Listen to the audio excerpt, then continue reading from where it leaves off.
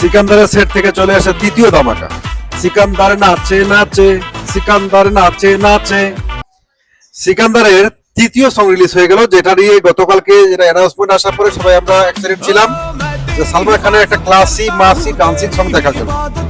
Finally Salman রশ্মিকার এই 300 background dancer নিয়ে যে সংটা শুট করা হয়েছে, যারা শুট হয়েছে আপনার ফ্রান্সে, স্পেনে সিকান্দারের সেই মোস্ট অ্যাওয়াইটেড সং যেটার জন্য আমরা রেডি ছিলাম না, সেটাই এসেছে। ফাইনালি কেমন হয়েছে সেই গানটা, সেই গানের বিটে কি ডান্স তো কাঁপবে, সেই গানের বিটে সালমান ভক্তরা কি এবার ঈদটা সেলিব্রেট করতে পারবে। সালমান মানে ঈদ, ঈদ মানে এটা পার্টি সং মানে হচ্ছে সালমান খানের সিনেমা। তো সিকান্দারের সেই পার্টি সংটা, সেই সংটাই কিন্তু সিকান্দার নাচে নাচে সেই সংটাই কিন্তু চলে আসলো। সিকান্দার চেষ্টা করে সিকান্দার টিম একটার পর একটা সারপ্রাইজ দিয়ে এই সিনেমার মার্কেট ভ্যালুটাকে হাই করতে, কারণ সালমান খানের কেরিয়ার ঘুরতে চলেছে এখন। একের পর এক ফ্লপ, তার সিনেমা বক্স অফিসে কালেকশন কিন্তু তেমন আহামরি নয়। তো ফাইনালি সিকান্দারের যে তৃতীয় সংটা, যেটা হচ্ছে সিকান্দার নাচে নাচে, যে মাসি ক্লাসি ডান্সিং সংটা, সেটা কি এবার ঈদে সালমান ভক্তদেরকে সেলিব্রেশনের মুডে রাখবে?